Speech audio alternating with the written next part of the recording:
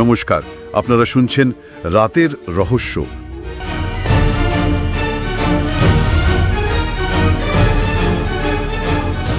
গল্পটি পুরোপুরি উপভোগ করতে হেডফোন ব্যবহার করুন এবং আলো নিভিয়ে দিন, কারণ এখন সময় হলো রাতের রহস্যের।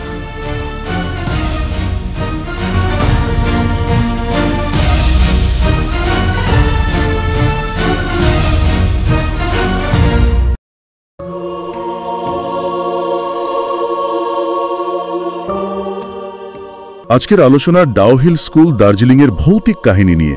শোনা যায় এটা নাকি ভারতের অন্যতম ভুতুড়ে স্কুলগুলোর একটা। ও, ডাউহিল, হ্যাঁ শুনেছি বটে নামটা। কার্শিয়াংয়ে, তাই না? হ্যাঁ ঠিক, কার্শিয়াংয়ের পাহাড়ের কোলে। স্কুলটার আসল নাম যদিও ভিক্টোরিয়া বয়েজ স্কুল, তৈরি হয়েছিল সেই 1879 সাল নাগাদ। মানে ভাবুন একবার, প্রায় 150 বছর।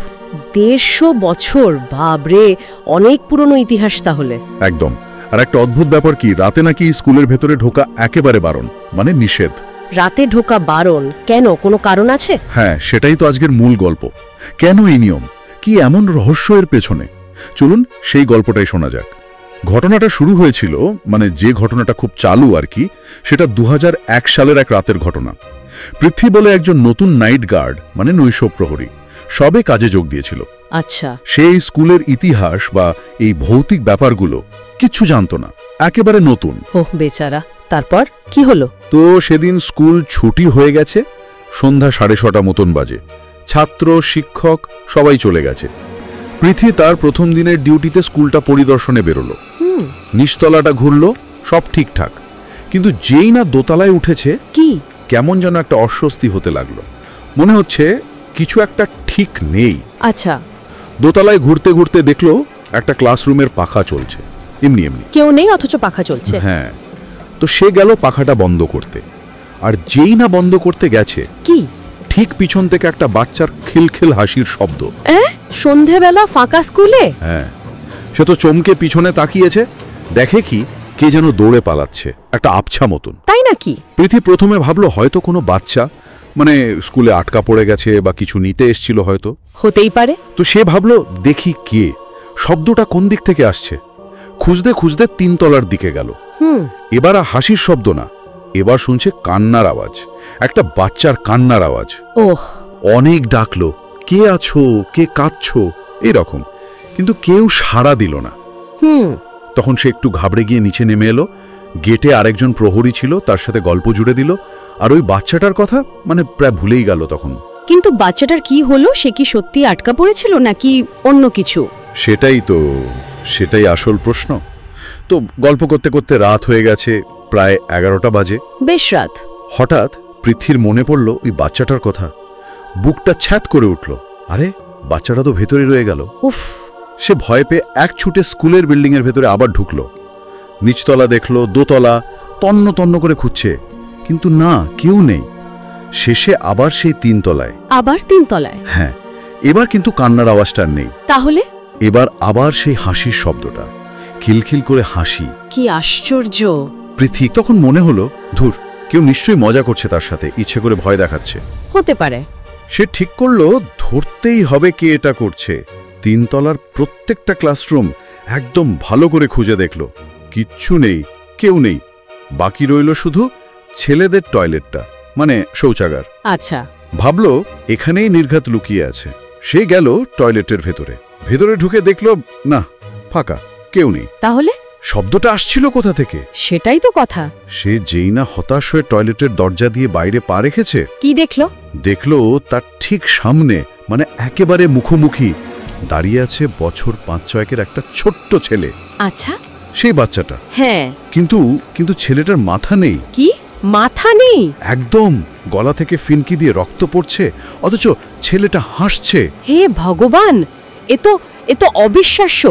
গায়ে কাটা দিচ্ছে। পৃথ্বী ওই দৃশ্য দেখে আর সহ্য করতে পারেনি, ওখানে অজ্ঞান হয়ে পড়ে গেল।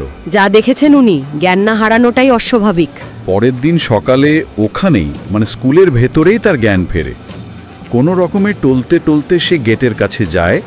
সেখানে তার সেই বন্ধু প্রহরী ছিল, তাকে সবটা বলে, আগের রাতের ঘটনা। সে বিশ্বাস করল? বন্ধুটি সব শুনল, শুনে হাসল, বলল, আরে তুমি জানতে না নাকি রাতে তো স্কুলের ভেতরে যাওয়াই মানা, কেউ যায় না। ও, তার মানে অন্য প্রহরীটা জানতো ব্যাপারটা। হ্যাঁ, তখনই পৃথ্বী আসল ঘটনাটা জানতে পারল। বন্ধুটি বলল, অনেক বছর আগের কথা, 1925 সাল নাগাদ। 1925? অনেক আগে। হ্যাঁ, আতিশ বলে ওই 5-6 বছরেরই একটা ছেলে এই স্কুলে পড়ত। ছেলেটার বাবার সাথে নাকি এলাকার কিছু দুষ্কৃতীর পুরনো শত্রুতা ছিল। আচ্ছা। তো একদিন কি হলো, সেই দুষ্কৃতীরা স্কুলে ঢুকে পড়ে আর বাচ্চা ছেলেটাকে ধরে তার গলা কেটে দেয়। স্কুলে ঢুকে? কি সাংঘাতিক! হ্যাঁ, দেহটা ওই 3 তলার শৌচাগারেই লুকিয়ে রেখেছিল। ও, যেখানে পৃথ্বী গিয়েছিল। ঠিক তাই। আর কাটা মাথাটা সেটা নাকি নিয়ে গিয়ে ফেলেছিল ছেলেটার বাবার বাড়ির সামনে, প্রতিশোধার্থী। কি নৃশংস, ভাবা যায় না। সেই থেকেই নাকি আতিশের ওই মাথাবিহীন আত্মা স্কুল চত্বরে ঘুরে বেড়ায়, বিশেষ করে ওই 3 তলার আশেপাশে। এই কারণেই তাহলে রাতে যাওয়া বারণ? একদম। এই ঘটনার পর থেকেই রাতের বেলা কেউ স্কুলের ভেতরে থাকতে সাহস পায় না। বেশিরভাগ প্রহরী বা অন্য যারা কর্মী থাকে তারা নাকি 1 মাসের বেশি টিকতেই পারে না, কাজ ছেড়ে পালায়। তাহলে স্কুলের ছাত্রছাত্রীরা বা স্থানীয় মানুষজন, ওনারা কিছু টের পান না? হ্যাঁ, সেরকম কথাও শোনা যায়। অনেক ছাত্রছাত্রী নাকি দিনের বেলাতেও স্কুলের করিডোর থেকে কান্নার আওয়াজ শোনে। দিনের বেলাতেও? হ্যাঁ, কেউ কেউ নাকি বলে হঠাৎ করে গা ছমছমে ঠান্ডা হাওয়া বয়ে যায় পাশ দিয়ে, বা মনে হয় কেউ যেন পাশ দিয়ে হেঁটে গেল, কিন্তু তাকিয়ে দেখে কেউ নেই। উফ!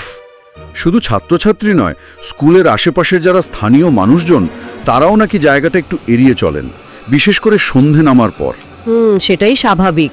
আর বিভিন্ন ওয়েবসাইটে, আর্টিকেলে এই স্কুলটাকে তো প্রায় দেশের অন্যতম ভুতুরে জায়গা বা হন্টেড স্কুল হিসেবে উল্লেখ করা হয়।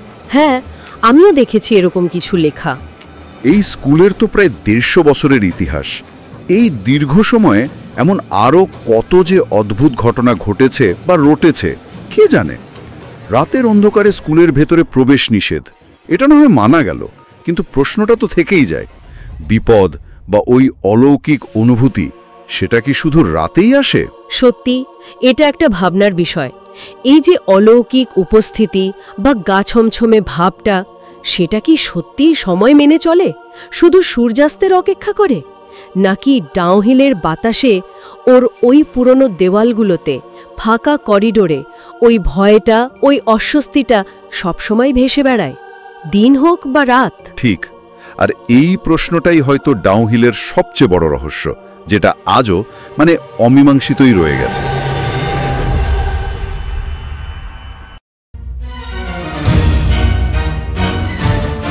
আপনারা শুনছিলেন রাতের রহস্য। শোনার জন্য ধন্যবাদ। রাতের রহস্য শুনুন প্রতি শুক্র ও শনিবার ইউটিউবে এবং প্রতি শনি ও রবিবার স্পটিফাইতে।